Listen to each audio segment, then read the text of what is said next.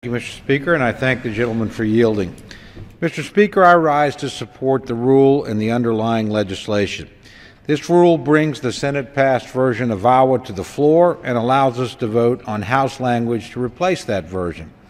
I want to particularly thank my good friend Chairman Sessions of the Rules Committee for devising a rule that will help the House work its will on this important issue and do so smoothly, fairly, and quickly. I want to particularly thank Leader Cantor for his hard work and effort to truly understand and deal with the problems that Native American women face.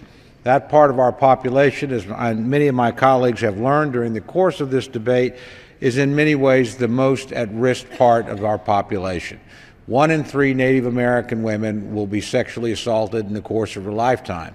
And the statistics on the failure to prosecute and hold accountable the perpetrators of those crimes are simply stunning.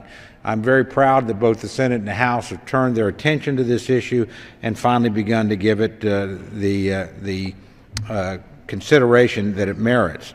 And I particularly want to thank Leader Cantor. The House version has improved tremendously over what this body passed in the last Congress, and that's due in large measure to his hard work. That being said, I cannot support the House version of VAWA. While it's made great strides in recognizing the jurisdictions of tribal courts over non-Indian offenders, it falls short of giving tribes what they need to keep their citizens protected from the scourge of domestic violence.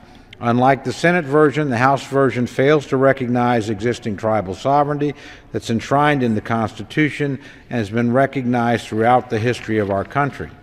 The House version requires tribes to seek Department of Justice certification before exercising jurisdiction over non-Indian offenders.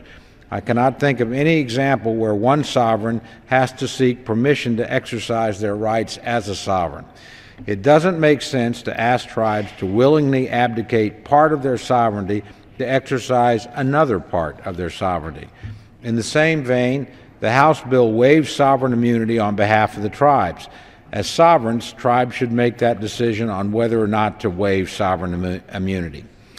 In the final analysis, Indian tribes and Indian women need help, and I don't think there's much debate about this in this body. And they prefer the Senate bill to the House bill. That settles the issue for me. I want to thank my colleague, Mr. Nugent, for yielding time. I support this rule. I urge my colleagues to vote no on the House amendment to the underlying bill, and I support the underlying bill that's been passed by the Senate. With that, I yield back the balance of my time.